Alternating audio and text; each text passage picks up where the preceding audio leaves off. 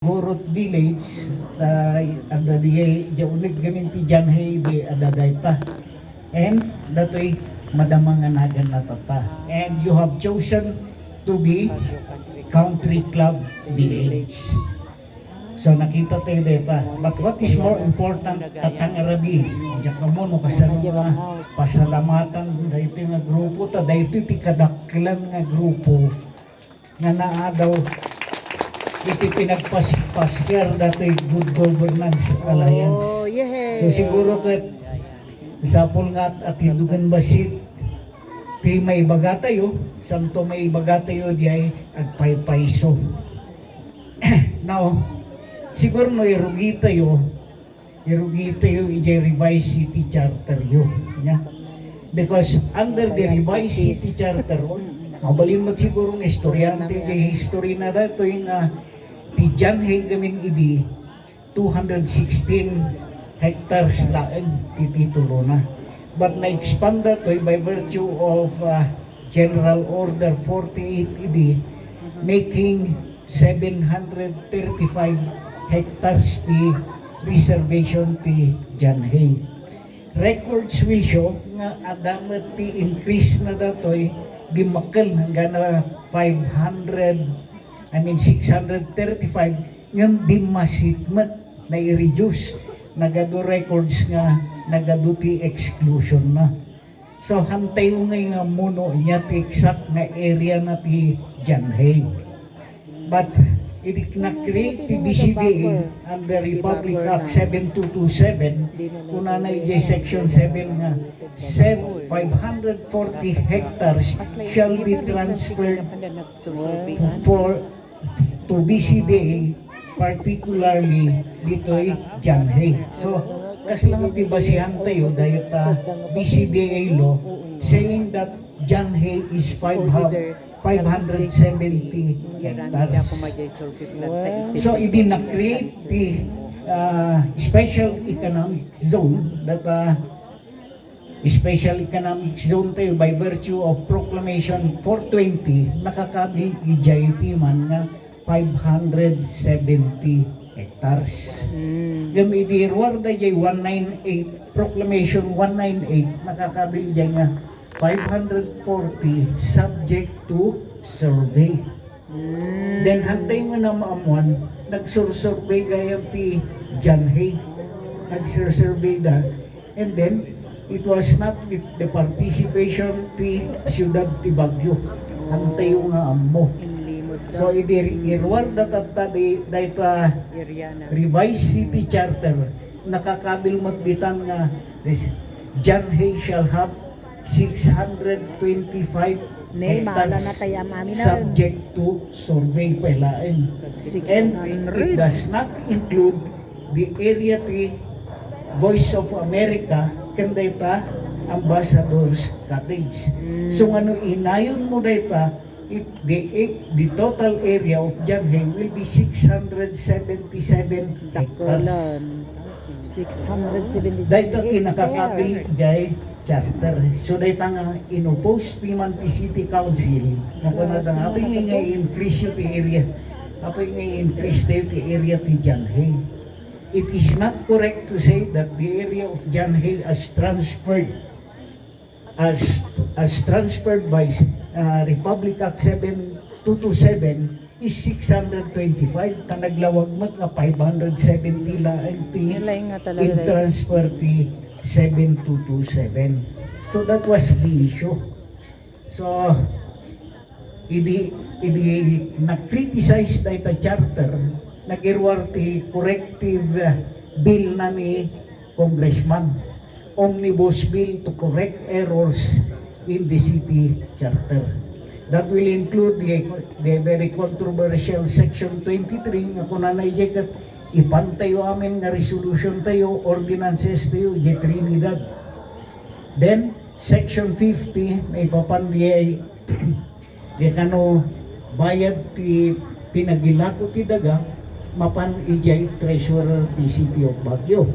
Section 52 the Special Committee on Lands nga adati participation ti Janhay iti may papanti dagdaga. Then Section 55 Sudata Delta area ti Janhay. To correct the errors under Section 55, kunan naglawnan sa nga kasi, yung kabil nga insublina, iti 540 hectares subject to survey.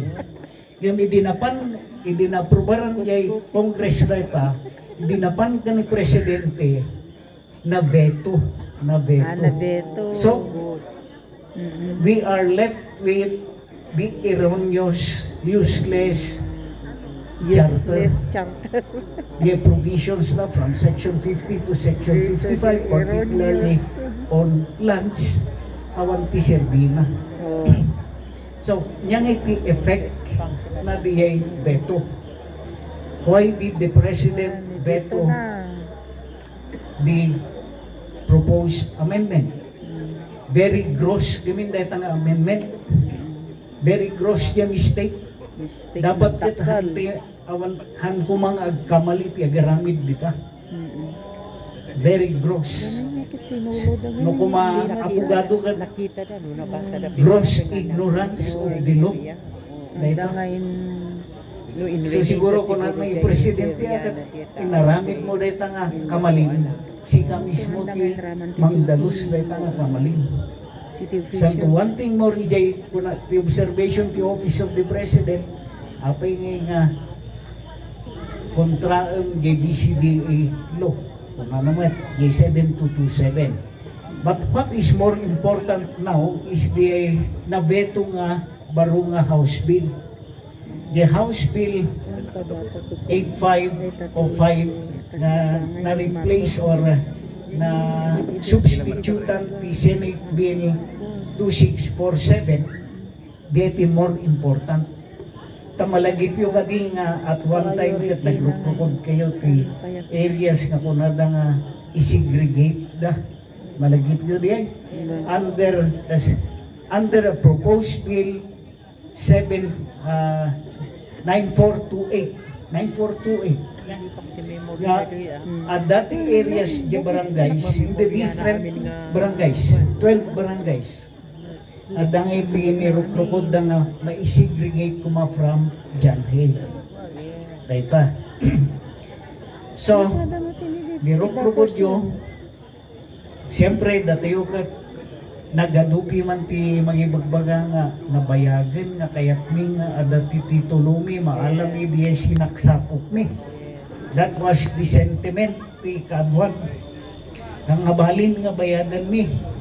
Alain mi langan. Kati bagbaga mi mat ije council. Hali nga kasta ti kondisyon na diya. Diya conditionalities tayo nga 19 conditionalities. Pinakakabil ije conditionalities tayo, particularly conditionality number 16, exclusion of the barangay. Haan nga segregation of areas in the barangay nga diyan na balayan laeng. Because nakita yung tinangyari dito Scout Mario. When? Agpaiso ang inyawat na dagi titulo dagi occupied areas by virtue of Proclamation 64 inaramid na nga social housing site the whole Scout Barrio consisting of 15 hectares data. But the proclamation directs that only the occupied areas shall be sold to the actual occupants. So naaramid data, titles were issued to actual occupants consisting of an area of about 8 hectares. At dati nabati nga 7.6 hectares nga kunada nga generated lots. These are the lots in between dagijay occupied areas, dagay bakante. So nga dagay ko napiman ni Apo Fred Bagbagan, no rumor kay di balay mo, kat bumadag ka, rumor kay di ruangan mo, dyan kay di badbada ka mo. So those are the generated lots. Pati di titulo ti kalsada, ito iluwakan road, at di kanayon, di generated lots or institutional lots na ganpay lati John Hay. The barangay hall ti Scout Barrio still with John Hay. The elementary school still with John Hay. The football ground John Hay pa lain. Iso dayta ti that affected governance ija Scout Barrio. Kung sa manong umay piman ni Kapitan ket kunana nagmadi nga module jay ayan mi nasurutin nyo because kasi dagi lugar nga generated lots it's still with John Hay. Pinadas ti John Hay nga ilako dagitoy nga generated lots. Ngem ko na ti Office of the President, no, you do not have the authority to sell. Muna. Because what is directed only under Proclamation 64, tila ang mabalinyo nga ilako are the occupied areas. So, anyang iti impact na datoy.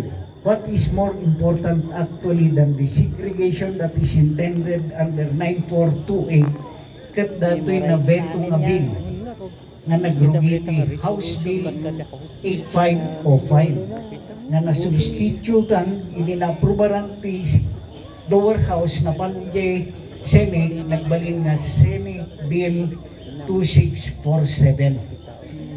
Nyang iti kayat na aramidin dati nga House Bill. It authorizes or it increase the kaslang itadan na ti baro nga biyag ti BCDA, giving it another 50 years. The 50 years kinin the lifespan ti BCDA under this bill ma-increase or mapa-atidog ti biyag na ti BCDA by 50 years. Then, secondly, mabalin nga agilako ti BCDA, it was given the power to sell 5% of the special economic zone for residential and mixed residential purposes. Then, it can also sell additional 5% for institutional use. 5% of the total area of John Hay. Yang iti pag-ibasaran tayo, 570 or 625. No, surutan tayo yung revised city charter which was not amended. Yung wrong revised charter, 625 ti pagbasaran na. What is 5% of 625? Hindi lang. Mapan nga manuha hectares. Mapan nga 30 plus niya. So, then, an additional 5% in case it is necessary to sell again for residential and mixed residential purposes based on the total area. So, mabalin nga agilako ti BCDA iti more than 80 hectares of John Hay. Inyang iti ilako da. Kita pakat it can sell now the generated lots ti Scout Barrio. That can be. It can sell the areas you are occupying. Tata. If that was not veto. Get impact na. It can sell other areas to ti karubat yung nga barbarangays. So, nagswerte tayo ta na veto. Buwan na beto. Na veto. Wow. Why? Apa yung na veto? Because under the BCDA law, only the president can Veto. sell. When can sell. Tatakat kaya PBCDA nga alangan ng power to sell. Deti may isang nga rason no nga pa yung na veto. Then, number 2, iti alaan natin ti BCDA ti power ti DNR to sell and to maintain the forest area tayo. Pwede mabalin mo ta. That is one reason the veto. Reservation. And as I said, Reservoir. maka-BCDA sa ni Presidente on this particular bill na ito'y Senate Bill 2647 in veto na. So, inyang iti kaya't na inyang iti impact na ratoy. We go back to the city charter. we go back to the BCDA law. But still, narigat pa lang data. So, kanyang remedyo tayo. We have to go back to the BCDA law, maintain our claim on the area na mga dapat pa nga 570 data. We can contest actually the 570 hectares. Sinukat-sukat. Mabaling nga contestar tayo because kikitan rin yung ticket awan mo tibasihan na. Awan basihan na. If we go by the BCDA law, dapat kat the sale of this ada kumati mapantay city. Apay nga central Luzon laing. Because the BCDA law at that time was centered on Subic and Clark only. At that time. Kat hindi ko nada ilako tayo the basis or make them more productive tapno matulungan tayo ti Central Luzon. Di purpose na di BCDA law idi. And then later with the amendments kung nadamatan kat tulungan tayo ti military improvement development ti military tapno pumintas mat ti tsura ti military. So the proceeds of the sales of all lands from the former bases adang iti mapanting military. Ada ti mapanting military. Capitalization ti BCDA agapo from the sales. And that is one thing notable ito yung amendment kuma. To increase the lifespan of BCDA, to increase the capitalization of BCDA from 50 billion ay 500 billion to 100 billion. Istay pa nga ramidon day amendments nga 200 billion. And to provide for the fund for the capitalization isuday pa nga agilakoda. And they were expecting to generate about 451 billion from the sale. So dahil nga amoyo di pinangyari ijay 9428 kasi kitkitaan tayo kas lang nga deviation in file na diay so that mga iso tikit kitaan tayo hindi kitaan diay 8505 kasi lang nga tapi naturog damat diay 9428 after nga nagrukod da awanan pinangyari. But it took our attention. Isu matikit kitaan tayo, isu tiririrgin tayo. At dagayan ti backdoor nga 8505. Kaya in-file da yay Congress. So, dahil ito siguro ti may share tayo tata. But if in any way, no, adapi adanto ti questions, panayunan dagiti kakadwa tayo di ay share tayo niya. Siguro ti may add tayo lang at this point in time is inyang iti-remedyo tayo, inyang iti-ramidon tayo. Nata. The solution na data is to implement kumadyay exclusion ng barangays. Gusto ko manta, no totalan tayo jay total barangays tayo is about 200 hectares data. Yeah, the total na. No ikatan tayo di ay gusto mo rehan tayo maririyan di area ti Janhay. Gaya ti Juana. And we are very glad at this time pa ni Mayor kat makita na nga di ay pato yun, makita na di ay mangyari. And he is looking forward na no kuma ada ti mabalin na nga makasarita ti BCDA and Janhay. Then probably it will be along those points. Ikatante lang di barangays, then Baguio, di Bagidan. Whatever, hindi makontesta rin. Because originally, as I said, 216 lang ti ginatangda. 216 hectares in the very beginning. Yet the Dumakat declared by way of proclamations. Kaslam lang dahil ikuatay niya, Baguio Townside Reservation. Lagi, anang ancestral claims tayo, the native titles na po na tayo. Inimbagada nga the city of Baguio shall become a townside reservation, that all of the area of Baguio City will be townside reservation, handang into that the attention to ancestral lands. So tatanga dari rumor kita ancestral lands, there is now overlapping between ancestral lands and the Baguio Townside Reservation. Dahil itsura na kastamat lang dito dyan, hey, i-proclaim da nga military, in reserve da nga military reservation, at dati sinakop na nga Nabasa ko claims, tayo. at sinakop na nga claims. So there is also overlapping of the military reservation dyan, hey, particularly with old claims. At dahil hindi nananalig tayo. Handa. And what tila kwatatakot napinpintas sapay di siya puti Amerikano ta respeta renda. When?